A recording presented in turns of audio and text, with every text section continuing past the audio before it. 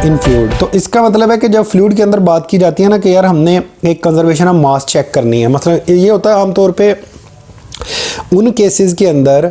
अब अगर आपसे कोई पूछे कि जी कंजर्वेशन ऑफ मास की प्रैक्टिकल इंप्लीमेंटेशन क्या है, प्रैक्टिकल एग्जांपल दे जहाँ पे आप हमें चेक करना चाह रहे हैं जी कि कंजर्वेशन ऑफ मास कैसे होती है, तो आप बड़ी सिंपल एग्जांपल दे सकते हो कि भाई जो मतलब जस्ट लाइक अ पंप का फ्लो है, तो आपने एक तरफ पंप लगाया हुआ, दूसरी तरफ पाइपलाइन से आप किसी गार्डन वगैरह में पानी लगा रहे हो, तो अब पंप एक सिरे से जितना मास इन करेगा तो आपकी ये रिक्वायरमेंट है कि आउटलेट के ऊपर भी उतना ही मास आउट हो। अगर वो दरमियान में लीकेज वगैरह या लॉसेज आते हैं तो डेफिनेटली आपको उतना प्रेशर वहाँ पे नहीं मिलेगा आउटलेट के ऊपर। तो यहाँ पे आपका मैंडेटरी है कि आपका जो मास इन है और मास आउट है वो क्या हो, बराबर हो आपका। सिमिलरली जब हम बात करते हैं, मतलब हमारे को पेट्रोल पंप है, तो पेट्रोल पंप से जितना पंप जो पेट्रोल है वो इन हुआ है पाइपलाइन में, उतना ही हम चाहते हैं कि हमारी टैंकी वगैरह में उतना ही हमारा मतलब उधर उतना ही आउट हो, इधर से टैंकी में हमारा उतना ही इन हो। तो मास कंजर्वेशन की जब आप रियल लाइफ में एग्जाम्पल, इंडस्ट्री में भी ऐसा ही होता है कि इंडस्ट्री में जब फर्ज करो मैं शुगर इंडस्ट्री की बात करता हूँ तो उनमें जो जूस है वो अगर एक लोकेशन से दूसरी लोकेशन पे लेके जाना है तो जितना जूस उन्होंने एक लोकेशन पे इंटर किया है उतना ही दूसरी लोकेशन पे आउट होना चाहिए, ठीक है। तो वो ये सपोज करते हैं कि जी हमारा मास कंजर्वेशन प्रिंसिपल हो रहा है, ठीक है। तो अब जब वो इस चीज़ को सिमुलेट करेंगे तो सिमुलेशन में क्या होगा कि जब उन्होंने मास कंजर्वेशन चेक करनी होगी तो they would apply this equation, ठीक है। तो कंजर्वेशन ऑफ मास कह लें या कंटिन्यूटी इक्वेशन कह लें तो दोनों का मतलब सेम ही होता है इन फ्लूइड डायनामिक्स। तो फ्लूइड डायनामिक्स में जो कंटिन्यूटी इक्वेशन है वो किस चीज़ को गवर्न करती है, वो कंजर्वेशन ऑफ मास को गवर्न करती है। अब यहाँ पे इस फाइनल फॉर्म के ऊपर हम कुछ केसेस लगाते हैं सिंप्लीफाई करने के लिए। केस में अगर मैं कहूँ कि मेरा जो फ्लो है अब यहाँ पे लगा लेते हैं केसेस। फाइनल फॉर्म क्या थी, partial rho by partial T plus partial rho you by partial X, ये आपकी फिंगर टिप्स में होनी चाहिए ये equation. Partial V by partial Y plus partial rho W by partial Z is equal to 0। मैं कहता हूँ पहली मेरी अजम्पशन क्या है। अब ये देखें ये जो इक्वेशन है ये फुल फॉर्म क्यों कह रहा हूँ, क्योंकि इसमें एक तो चेंजेस भी तीनों डायमेंशन में आ रही हैं, टाइम के साथ भी वेरी हो रही है और डेंसिटी जो है वो भी वेरिएबल है। तो इसका मतलब ये किसके लिए है, this is for compressible fluids, this equation for compressible fluids. तो अब मैं कहता हूँ कि मेरा फ्लो जो है वो स्टेडी है।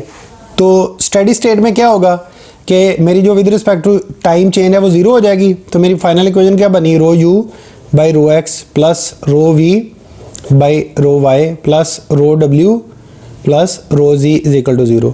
लेकिन रियल लाइफ में ऐसा नहीं होता। रियल लाइफ में अगर कोई स्टेडी स्टेट है तो इसका क्या मतलब है, अगर डेंसिटी में वो चेंज आ ही नहीं रही तो फिर वो स्टेडी प्लस इनकम्प्रेसिबल हो जाता है, ठीक है, इनकम्प्रेसिबल। तो इनकम्प्रेसिबल में हमारी डेंसिटी भी कांस्टेंट होकर बाहर आ जाती है। तो ये बन जाता है partial U by partial X plus partial V by partial Y plus partial W by partial Z is equal to 0। अब देखिए जब कोई चीज़ पार्शियल के आगे होती है ना तो इसका मतलब होता है कि वो वेरी कर रही है विद रिस्पेक्ट टू एक्स। जब वो कांस्टेंट करके हम बाहर ले लेते हैं तो इसका क्या मतलब होता है कि वो कांस्टेंट हो गई है। जब कोई कांस्टेंट वैल्यू 0 पे डिवाइड होगी जाके तो वो उसका 0 ही आंसर आएगा। 0 डिवाइड बाई 10 करता हूँ तो आंसर क्या आएगा, 0 ही आएगा। तो ये फाइनल फॉर्म क्या बनी, partial rho by partial X partial V by partial Y plus partial W by partial x is equal to 0. This is continuity equation for a steady and incompressible fluid. Steady and incompressible fluid. और ये है incompressible in 3D. अब what about अगर 2D? अगर मेरे पास कोई dimension है जैसे कि कैनाल के अंदर था, तो कैनाल में मतलब अगर कोई पाइपलाइन है तो उसमें डोमिनेटिंग मोशन जो है वो अलोंग x डायरेक्शन में आएगी। कुछ मोशन चलो हम कह लेते हैं कि इसमें जो वेरिएशन हैं वो वाई डायरेक्शन में भी आएंगी, लेकिन जी में तो यहाँ पे वेरिएशन नहीं आ रही। तो this is a 2D flow. तो आप क्या करोगे, 2D के लिए आप क्या करोगे, partial U by partial X plus partial V by partial Y, तीसरे डायमेंशन को भी 0 कर दी। अब यहाँ से हम चले हैं, यहाँ तक हम आ गए हैं, partial V by partial Y is equal to 0। तो ये कंटिन्यूटी इक्वेशन है कि जहाँ भी आपने फुल फॉर्म ये कंटिन्यूटी कंसीडर करनी है और अपनी अजम्पशंस लगा के या depending upon your situation in real life के आप कौन से प्रॉब्लम को एनालाइज करना चाह रहे हो। अब देखो आप फर्ज करो कंजर्वेशन चेक करना चाह रहे हो लुब्रिकेटिंग ऑयल की, तो देन आपको जो डेंसिटी है वो कंप्रेसिबल करके बाहर नहीं निकाल, तब आप ये कंटिन्यूटी इक्वेशन या ये नहीं लगा सकते, तब आपको ये लगानी पड़ेगी। हाँ ठीक है, अगर वो 2D है तो उस एक कंपोनेंट को 0 कर देंगे आप, तो ये तीनों तो रहेंगी, फिर भी ये तीनों टर्म तो रहेंगी उसके अंदर, ठीक है। तो ये हमारे पास जो है वो हमारी फाइनल फॉर्म आ गई। चूँकि अब समय लगी कि इसके साथ पार्शियल क्यों लगाया, क्योंकि जो वेलोसिटी है वो तीनों डायमेंशन में वेरी कर रही है इसकी। तो एक dependent variable with respect to 3 independent variables में चेंज हो रहा है, तो इस वजह से इसको हम कहते हैं पार्शियल हमने लगाया, समय लगी। अगर यही मैं कहूँ कि मेरा 1D फ्लो है तो ये मेरी दो चीज़ें उड़ जाएंगी, तो मेरी फाइनल फॉर्म क्या बनेगी, partial u by partial x is equal to 0, जबकि ये गलत है। क्यों? क्योंकि जब मैं इसको ऐसे लिखूंगा तो ये किसी में कन्वर्ट हो जाएगी du बाई dx के अंदर।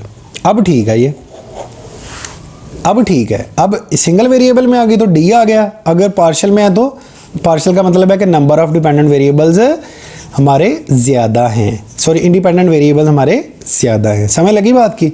तो ये हमने केसेस ऑफ कंटिन्यूटी इक्वेशन भी डिस्कस कर ली और डिफरेंशियल फॉर्म ऑफ कंटिन्यूटी भी डिस्कस कर ली, ठीक है। अब ये हो गया एक केस के लिए, ये हो गया हमारा एक केस के लिए। हमने क्या जी, हमने एक कौन सा वॉल्यूम कंसिडर किया था, इनफाइनाइटेसिमली स्मॉल कंट्रोल वॉल्यूम।